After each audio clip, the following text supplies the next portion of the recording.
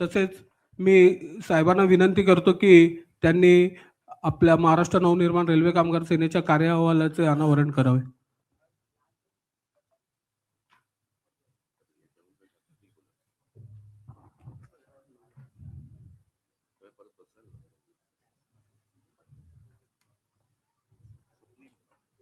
महाराष्ट्र नवनिर्माण सेनेचा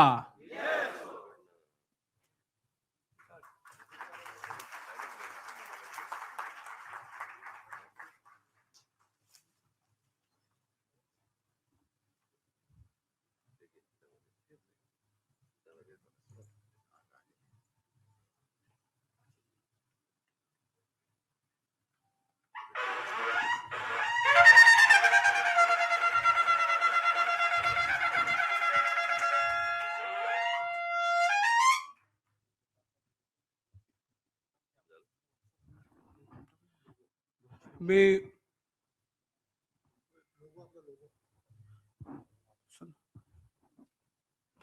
आपल्या महाराष्ट्र नवनिर्माण रेल्वे कामगार सेनेचा लोगोचे पण अनावरण साहेबांच्या उपस्थितीत करण्यात येत आहे.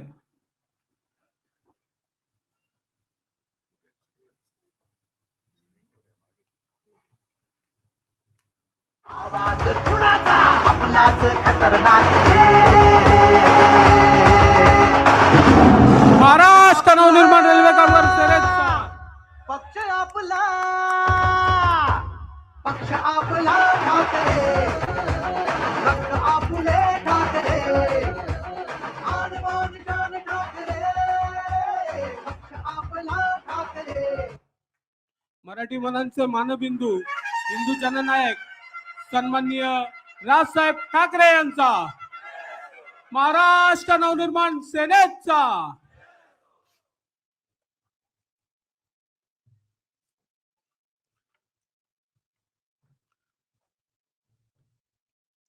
महाराष्ट्र नवनिर्माण रेल्वे कामगार सेनेच्या सर्व आलेल्या सर्व पदाधिकारी,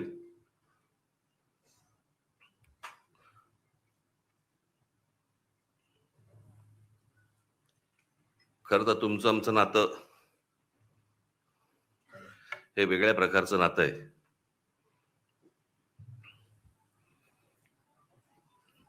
दोन 2008 रेल्वे भरतीच्या प्रकरणावरनं आंदोलन झालं आणि त्या आंदोलनामधनं मग पक्ष पुढे वाढत गेला, मोठा होत गेला आणि पक्षाला निवडणुकीचं चिन्हही रेल्वे इंजिनच मिळालं. आज तुम्ही सगळेजण इथे आलेलात. मला काय तुमच्या आपल्या रेल्वे मधलं फक्त प्रवास करणं एवढंच माहिती आहे. बाकी टेक्निकल मला काही फारसं माहिती नाही. ते तुम्हालाच माहिती आणि यांना माहिती. परंतु ते जे आंदोलन झालं होतं ते आंदोलन कधी विसरू नका. आपल्या रेल्वेमध्ये, आपल्या महाराष्ट्रातल्या रेल्वेमध्ये मराठी टक्का हा आपला वाढला पाहिजे, मोठा झाला पाहिजे आणि तोच असला पाहिजे, याच्यासाठीच ते आंदोलन होतं. त्याच्यामुळे तुम्ही रेल्वेमध्ये काम करत असताना कुठेही असा बेसावध राहू नका.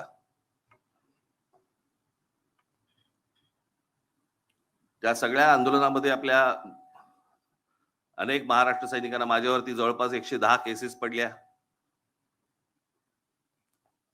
मलाही अटक झाली, आपल्या अनेक महाराष्ट्र सैनिकांना अटक झाली, जेलमध्ये होते. हा जरा लाईट कमी कर रे आणि इकडचा वाढव जरा ऑडिटोरियम मधला. नाटक आहे का? वाढव जरा, इथला वाढव जरा. हा, आणि हा कमी कर माझ्या डोळ्यासमोरचा. हा, त्याच्यामुळे तुम्ही कुठे बेसावध राहू नका. त्यावेळेला आठवते तुम्हाला, साधा प्रश्न होता तो की महाराष्ट्रामध्ये जर समजा रेल्वे भरती आहे तर त्या रेल्वे भरतीच्या जाहिराती या उत्तर प्रदेश, बिहारच्या वर्तमानपत्रात काय येतात, माझ्या महाराष्ट्राच्या वर्तमानपत्रांमध्ये काय येत नाहीत. आणि तिथून हे सगळं सुरू झालं. आणि मग तुम्हाला आठवत असेल ते हजारो लोक त्यावेळेला तिकडे रेल्वे परीक्षा, त्याच वेळेला कळलं हे आलेत कशासाठी, ही कोण माणसं आहेत, कशासाठी आली आहेत, सगळे रेल्वेचे प्लॅटफॉर्म सगळे भरलेत, झोपलेत सगळेजण, कशासाठी बसलेत, कोण आहेत हे. आणि मग आपले काही महाराष्ट्र सैनिक त्यांना विचारपूस करायला गेल्यावरती त्यातल्या काही जणांनी आपल्या लोकांना आई बहिणीवरनं शिव्या दिल्या, त्या शिव्यांमधनं हे सगळं सुरू झालं.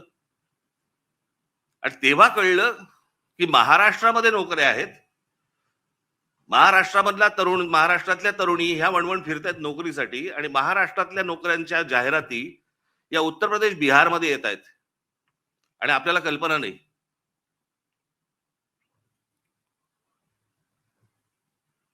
कारण त्यावेळेला सगळे रेल्वे मंत्री वगैरे सगळे जण ते तिकडचेच होते, लालू प्रसाद यादव वगैरे.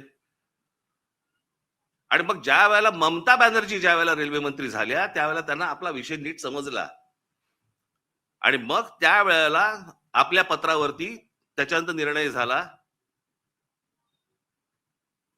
की प्रत्येक राज्यामधल्या आपल्या तुमच्या परीक्षा, रेल्वेच्या परीक्षा या स्थानिक भाषेमध्ये असतील, प्रश्न पत्रिका, आणि त्याची उत्तरं पण तुम्हाला स्थानिक भाषेमध्ये, तुमच्या मातृभाषेमध्ये तुम्ही त्याची उत्तर देऊ शकता. असं तेव्हा सगळं सुरू झालं. त्याच्यानंतर वटणीवरती आले आणि मग आपल्या हजारो मराठी पोरांना रेल्वेमध्ये नोकऱ्या लागल्या.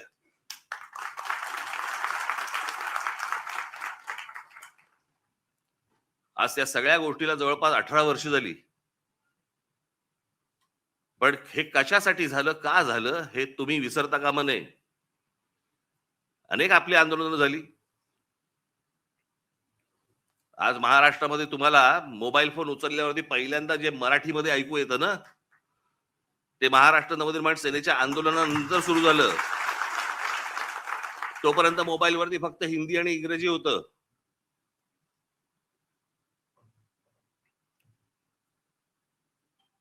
भाषा कुठची वाईट नसते, पण हे आमच्यावरतीच लादायचे सगळे प्रयत्न सुरू होतात महाराष्ट्रावरती. कारण आमची लोक चिडत नाहीत, रागवत नाहीत, बोलत नाहीत, रस्त्यावर उतरत नाहीत, राग व्यक्त करत नाहीत. केला असतं तो मोबाईलवरती करतात.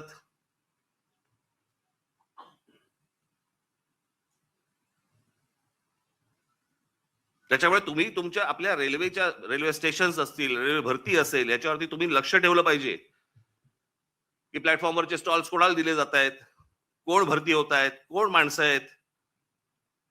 बेसावध राहू नका. सतत जे सांगतो ना, पायाखालची जमीन एकदा सरकली गेली ना की परत नाही मिळत.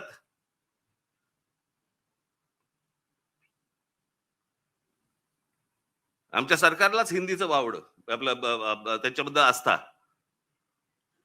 कालचं त्या ह्यांचं मुख्यमंत्र्यांचं, फडणवीसांचं भाषण विधानसभेमधलं,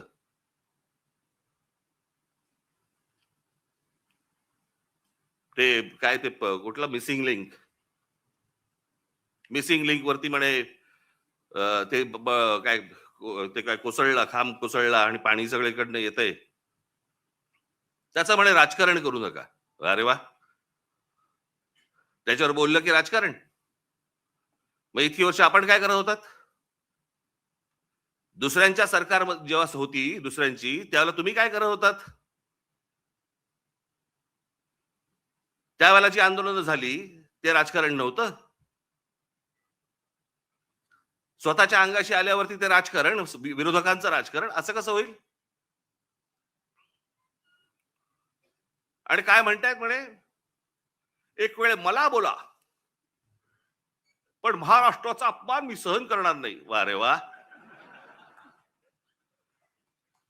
लोक त्या मिसिंग लिंक बद्दलच बोलतायत, महाराष्ट्राचा कुठे अपमान करतायत? पण ते काय सगळं घेऊन जायचं, म्हणजे ते वरपासून खालपर्यंत आता काय सवय लागली आहे.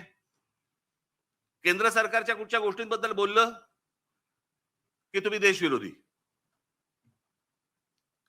आता केंद्र सरकारची कामं आहेत ती, त्याच्यात देशाचा काय संबंध?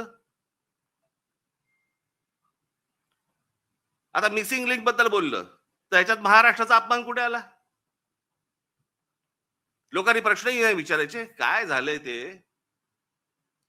इतके दिवस जे मोबाईल फोनवरनं विरोधकांना जे करत होते ना, शिव्या घाल, वाटेल ते बोल, हे जे सगळे त्यांच्या ठेवलेल्या टीम्स आहेत ना, हे जे सगळं सुरू होतं ना, ते आता अंगलट आलंय. आता ह्यांच्या दामदुपटीने ह्यांच्या अंगावरती येतंय आणि त्याच्यामुळे लागले आता आता त्रास व्हायला लागला त्याचा. आपणच सुरू केल्यात त्या गोष्टी. गेल्या 10-12 वर्षातच या सगळ्या गोष्टी मोठ्या प्रमाणावरती सुरू झाल्या. विरोधकांना वाटेल ते बोलणं, विरोधकांना शिव्या घालणं, वाईट साईट लिहिणं, सगळ्या गोष्टी सुरू झाल्या.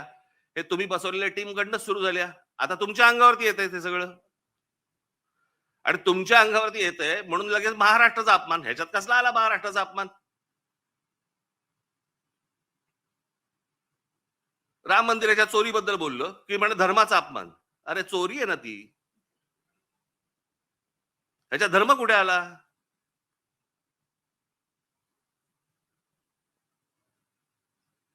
बरं, त्या मंदिराबद्दल आम्हालाही आस्था आहे, प्रत्येक हिंदूला आस्था असेल. तिथे ज्या वेळेला 1400 कोटी रुपये ज्यावेळेला चोरले जातात,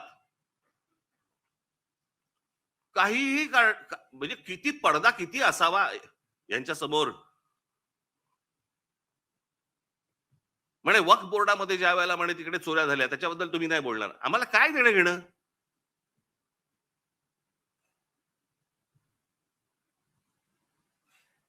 राम मंदिरामध्ये लोकांनी जे दानपेटीमध्ये टाकलं, जे श्रद्धेने त्या मंदिरासाठी दिलं, त्याची जर समजा चोरी होत असेल त्याच्याबद्दल बोलणार नाही, बोलायचं नाही.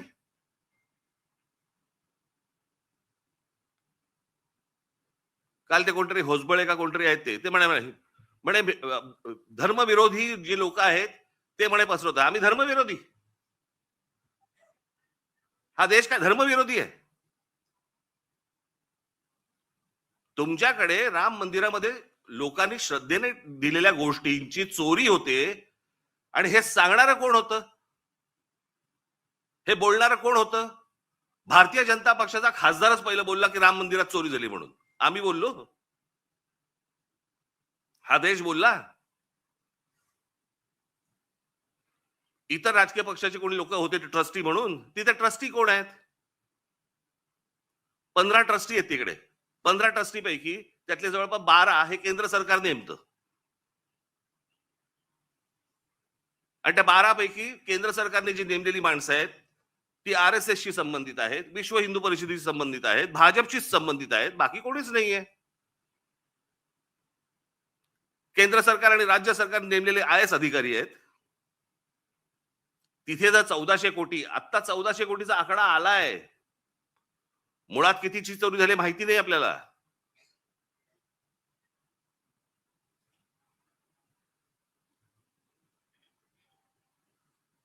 चोरी झाल्यावरती समजा असं पकडा, आता दुसऱ्यांचं कोणातरी सरकार असतं आणि राम मंदिरामध्ये चोरी झाली असती, भारतीय जनता पक्षाने काय केलं असतं? RSSने काय केलं असतं? विश्व हिंदू परिषदेने काय केलं असतं? मोर्चे काढले असते, सगळ्या गोष्टी केल्या असत्या. त्याच्यात नाही राजकारण. आता तुमची सत्ता आहे म्हणून विरोधकांनी केलं की त्याच्यामध्ये राजकारण आणू नका म्हणे. आता त्या मिसिंग लिंकचं झालं, यांचा एक मंत्री म्हणतो ते नैसर्गिक आहे, ती गोष्ट नैसर्गिक आहे, त्याच्यामध्ये राजकारण आणू नका, हे लक्षात ठेवा. हे तुम्ही काय अमरपट्टा घेऊन आलेला नाही आहात. उद्या तुम्ही विरोधी पक्षात जाल आणि ज्यावेळेला अशा काही घटना घडतील तेव्हा तुम्ही राजकारण करू नका. तेव्हाही सांगा लोकांना की नाही नाही नैसर्गिक आहे. एक झाड पडून काय मुलगा जातो, काय माणूस जातो, एक मुलगा शाळेमधला मुलगा गटारात काय पडतोय, काय नाही म्हणे नैसर्गिक आहे. नैसर्गिक? तुमचं सरकार आहे म्हणून सगळं नैसर्गिक, त्याच्यावर राजकारण करू नका, त्याच्यावर कोणी बोलायचं नाही. दुसऱ्या पक्षांची सरकार असली की हे यांचं राजकारण सुरू करणार, हा कुठचा प्रकार? त्या मिसिंग लिंकचा बाबा तिथे नशीब माणसं नाही मेली.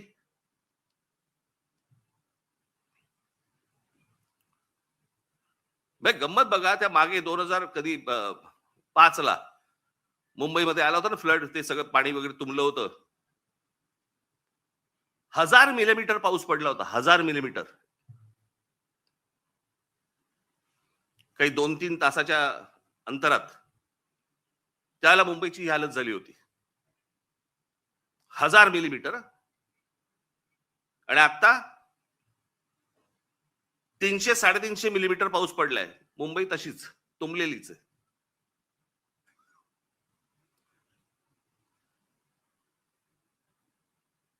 तेव्हा वारे बाप वाटेल ते बोलायचे, वाटेल ते सगळी आंदोलनं करायची, पैसे खाल्ले, हे केलं ते केलं, तेव्हा राजकारण नाही. आता मुंबई तुंबली नाही, नैसर्गिक आहे. ती कोणती बाई ती गाणी म्हणायची, काय ते गाणं होतं ते, तुला मुंबईवर भरोसा नाही काय, कुठे गेली ती आता? तिचा आला व्हिडिओ.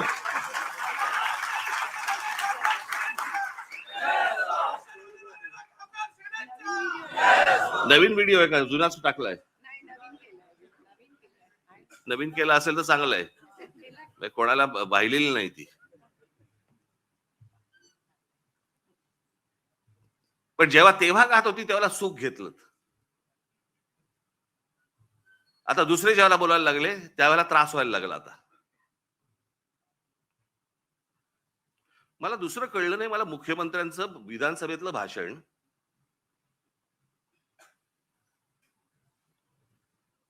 की या मिसिंग लिंक प्रकरण हे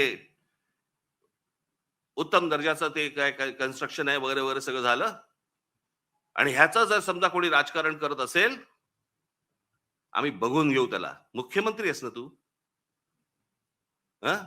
बघून घेऊ.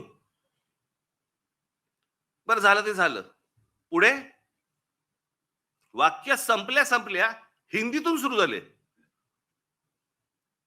मिसिंग लिंक के बारे में अगर कोई राजनीति करे, कोणासाठी हिंदी बोललात? समोरचे आमदार मराठी, महाराष्ट्राची विधानसभा, महाराष्ट्राच्या विधानसभेमध्ये आमचा मुख्यमंत्री, महाराष्ट्राचा मुख्यमंत्री हिंदीत बोलतो. कशासाठी? कोणाला सांगायचं होतं? कदाचित आपल्याच पक्षातल्या वरच्या लोकांना सांगायचं असेल, बघून घेईन.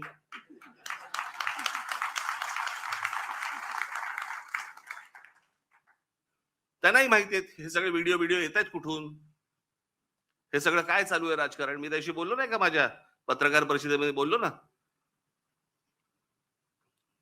जी काय घमासान सुरू आहे ना आता तिकडे पक्षामध्ये, फक्त बघत राहा, पाहत राहा. मुंबई महाराष्ट्राचा, ठाण्याचा काय विचका झालाय, पुण्याचा, सगळ्यांचा शहरांचा विचका झालेला आहे, ज्याला हे विकास म्हणतायत. मी ह्या विषयावरती इतकी वर्ष बोलतोय मी की आपल्याकडे डेव्हलपमेंट प्लॅन येतो, परंतु टाउन प्लॅनिंग आपल्याकडे होत नाही, आणि त्याचा ही शहरच सगळी बर्बाद होणार आहेत, झालेलीच आहेत, अजून होणार. बघावं तिकडे सगळीकडे इमारती सगळ्या उभ्या राहत आहेत. माझी तर विनंती आहे मुख्यमंत्र्यांना, सगळी कन्स्ट्रक्शन एकदा बंद करून टाका. नुसते रस्ते आणि फ्लायओव्हर आणि ब्रिजेस म्हणजे विकास नव्हे. हे जेव्हा लोक परदेशात जातात त्यावेळेला करतात काय मला कळलंच नाही, मला अजूनपर्यंत. या परदेशातली सगळी शहरं बघा. मी 2014 साली याच्यावरती एक डॉक्युमेंटरी केली होती. मी 16 मिनिटाची डॉक्युमेंटरी आहे, आज युट्यूब वरती आहे, जाऊन बघा. शहराला आकार उकार कसा द्यायचा असतो. आता हा मिसिंग लिंक 1 मेला त्याचं उद्घाटन झालं, 1 मेला, आणि आता हा 6-7 तारखेला काहीतरी तो त्याचा काय पिलर पडला आणि पाणी वाहतंय आणि सगळं होतंय. जुलैमध्ये, मे, जून, जुलै अजून पूर्ण पण नाही झाला. 60-65 दिवसामध्ये तुमचा नवीन बांधलेला टनेल गळायला लागतो, पिलर पडतात. आणि काहीतरी त्यांनी सांगितलं, काहीतरी मी कुठे काय आणले करते ते तुला दिलं होतं मी लिहायला. कॅनडामधनं आम्ही त्याचा रिसर्च केलाय आणि मग त्यांनी त्यांचं डिझाईन केलंय. मग इंडोनेशियामधनं आम्ही पाईप हे आणलेत, मग जर्मनीमधनं हे केलंय, अजून काहीतरी केलंय, आणि मग भारतीय कॉन्ट्रॅक्टरने तो टनेल बनवलाय. त्यांनाच द्यायचं होतं ना. हे आमचे नितीन सरदेसाई फार छान बोलले त्याच्यावरती. आता आम्ही बोलत असताना ते म्हणाले, मला हे सगळं बघून राज कपूरचं गाणं ऐकू येतं म्हणे. आठवतं, मेरा जूता है जपानी, पतलून हे काय इंग्लिशस्तानी, सर पे लाल टोपी रूसी म्हणजे रशियन, फिर भी दिल है हिंदुस्तानी. कॉन्ट्रॅक्टर आमचा तो बर्बाद करणार, तुम्ही काळजी करू नका.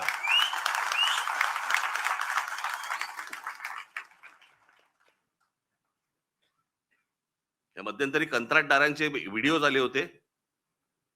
कंत्राटदार सांगतायत आपल्या महाराष्ट्रामधली मराठी मुलं मुली जे नव्याने कंत्राटदार झालेत त्यांना किती म्हणे, तर जे कंत्राट मिळतं त्यातलं जवळपास 56% पैसे द्यावे लागतात म्हणे, वाटावे लागतात, चारावे लागतात.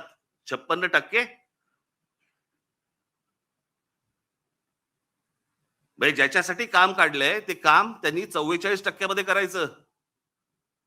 तुम्हाला असेच रस्ते मिळणार, असेच खड्डे मिळणार.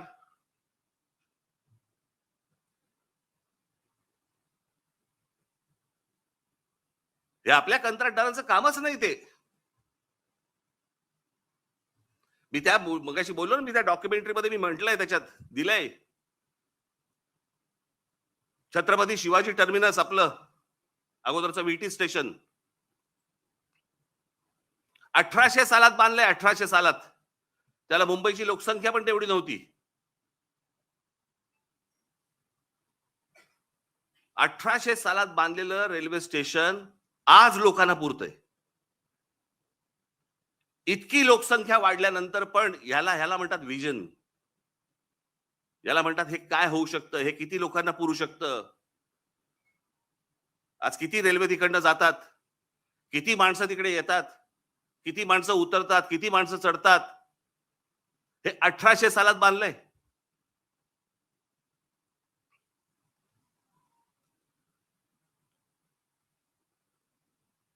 अमेरिकेमधली एम्पायर स्टेट बिल्डिंग, किती उदाहरणं द्यायची हो जगामधली तुम्हाला. एम्पायर स्टेट बिल्डिंग जाऊन बघा, पाहिली नसेल तर तुमची ह्याच्यावरती जा, इंटरनेटवरती जा आणि बघा. ती एम्पायर स्टेट बिल्डिंग ती पण तेव्हाच 1933 साली बांधली. किती वर्ष लागली असतील. ती साधारणपणे 110 मजली उंच आहे. 110 मजली म्हणजे आता हा हॉल आहे ना, या हॉलच्या चौपट असेल, चौपट 5 पट असेल उंच, 5 पट 6 पट असेल जास्ती. एवढा त्याचा फ्लोअर आहे. 110 मजली उंच आहे ती. किती वर्ष लागली असतील त्याला ती इमारत बांधायला. त्या इमारतीमध्ये खाली ग्राउंड फ्लोअरला बेसमेंट मध्ये एक बॉम्बस्फोट झालाय.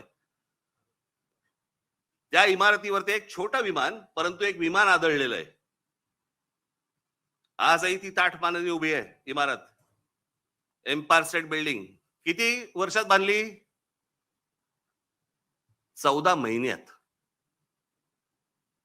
14 महिन्यात बांधलेली इमारत आहे ती. 14 महिन्यात 1800 साली बांधलेल्या इमारतीला आजही काही होत नाही. त्यांनी बांधलेले ब्रिजेस बघा, त्यांनी बांधलेले फ्लायओव्हर्स बघा. आज ब्रिटिशांच्या काळामध्ये जे फ्लायओव्हर्स बांधले गेले, जे ब्रिजेस बांधले गेले, आपल्याला इंग्लंडवरनं आजही पत्र येतात बरं का. म्हणजे काय प्रकारची सिस्टीम असेल विचार करा. पत्र काय येतात, आम्ही असा असा इथे हा ब्रिज बांधला होता. अशा अनेक ब्रिज बद्दल आले ना त्यांची पत्र महाराष्ट्र सरकारला, असा इतरही सरकारना आलेत. असा ब्रिज बांधला होता, त्याची 100 वर्षाची आमची गॅरंटी संपलेली आहे. आता तो तुम्ही बघा. 1947 साली ब्रिटिश गेले. 1947 साली. त्याच्या अगोदर 150 वर्ष त्यांनी राज्य केलं. त्यावेळेला बांधलेले ब्रिजेस आहेत. काय गरज आहे त्यांना सांगायची. पण हे फक्त भारतात नाही होत. त्यांनी जिथे जिथे राज्य केलं तिथे तिथे यांची पत्र जातात की आमची गॅरंटी संपली, आमची 100 वर्षाची गॅरंटी होती. 100 वर्ष. हा टिळक ब्रिज पासून सगळे इथला हे त्यांच्या काळात बांधले गेलेले आहेत, अजूनही आहे. मग आमच्याकडे काय होतं.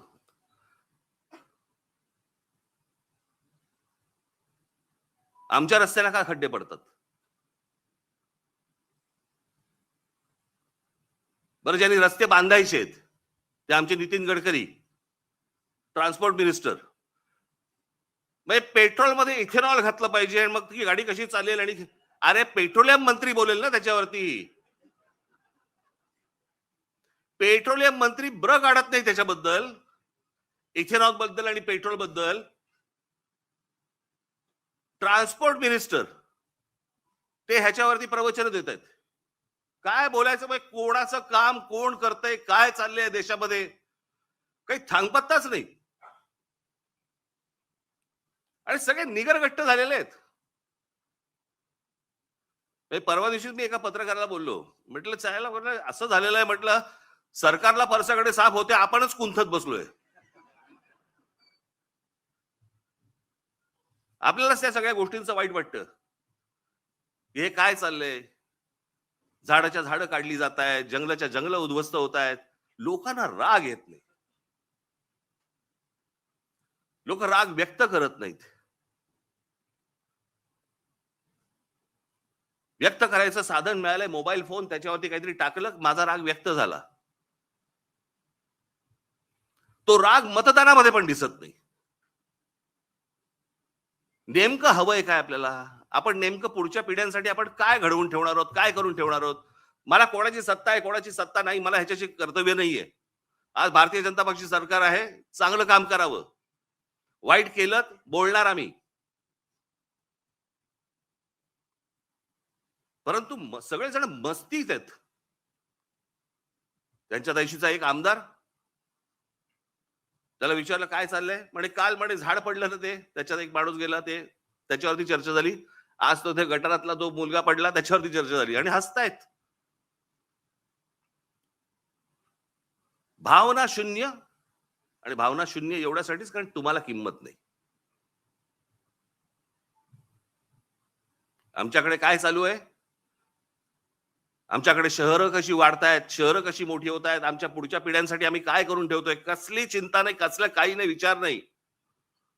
खासदार फोडता येतोय का, आमदार फोडता येतोय का, नगरसेवक फोडता येतोय का, आमची सत्ता टिकते का, याच्यावरती फक्त आमच्याकडे महाराष्ट्रात चर्चा सुरू आहे.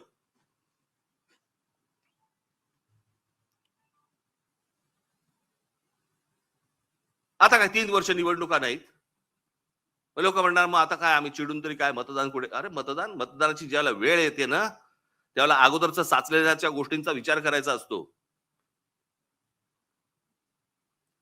चांगलं काय आणि वाईट काय या गोष्टींवरती तुमचं मतदान झालं पाहिजे.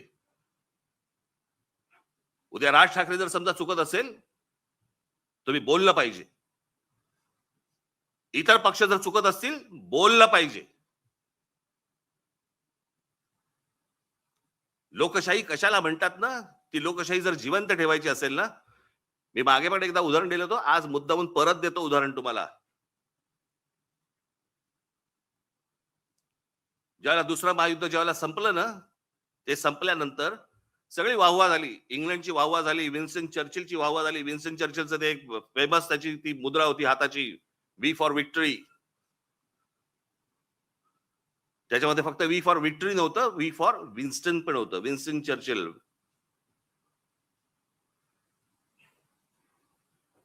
पण वी फॉर विक्टरी हा खास संदेश होता त्याच्यात.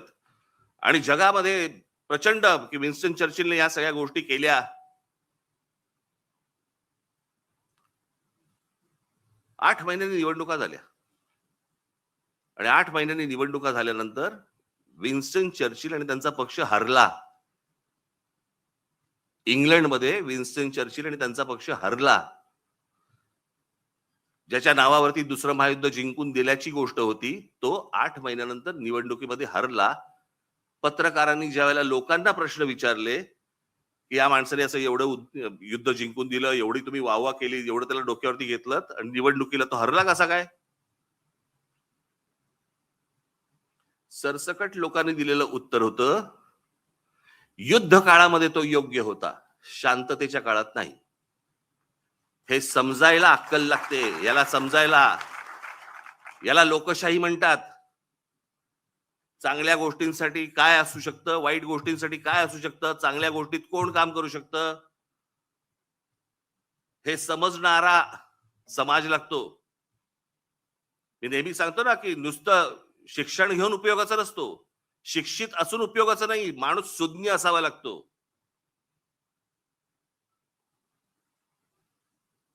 आमच्या बहिणाबाई चौधरी शिकलेल्या नव्हत्या, पण त्या ज्या बोलून गेल्या, आधी हाताला चटके तेव्हा मिळते भाकर, ह्या बोलून गेल्या ना, त्याला सुज्ञ लागतो माणूस, सुज्ञ.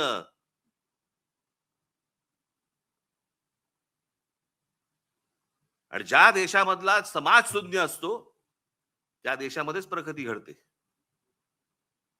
काय योग्य काय अयोग्य हे कळणं, नाही तर आम्ही आपल्या सकाळी उठायचं, कामावर जायचं, तेही जातात कामावर. जगामधला प्रत्येक माणूस कामावर जातो, पण विचार करतो. आपण जर या गोष्टींचा विचार नाही केला, कसं होणार मला जरा सांगा.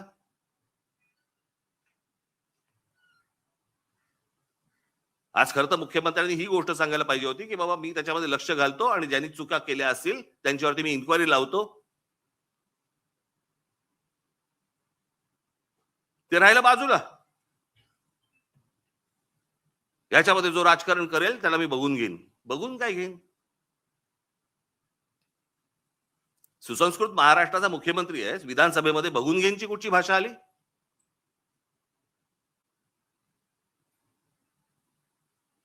पण हे सगळं सुरू होतं. खासदार सांगतो, एक खासदार सांगतो मी बॉम्ब टाकीन, माझ्या नावावरती 5 मर्डर आहेत.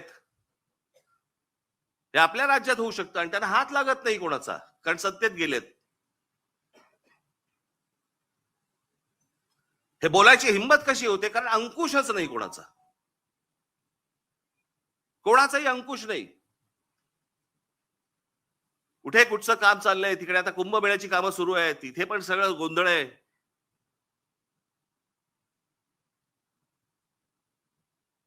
जे काय महाराष्ट्रामध्ये चालू आहे, बाबांनो तुम्ही लक्ष ठेवलं पाहिजे, तुम्ही बोललं पाहिजे.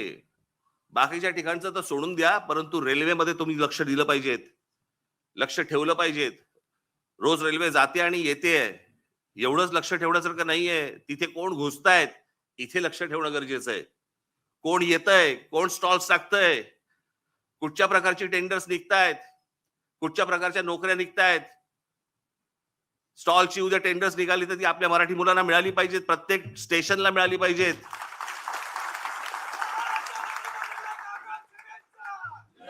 याच्यावर तुमचं बारीक लक्ष पाहिजे. ते जर बारीक लक्ष नसेल तर कसले काय चाटायचे वर्धापन दिन, काय करायचे वर्धापन दिन?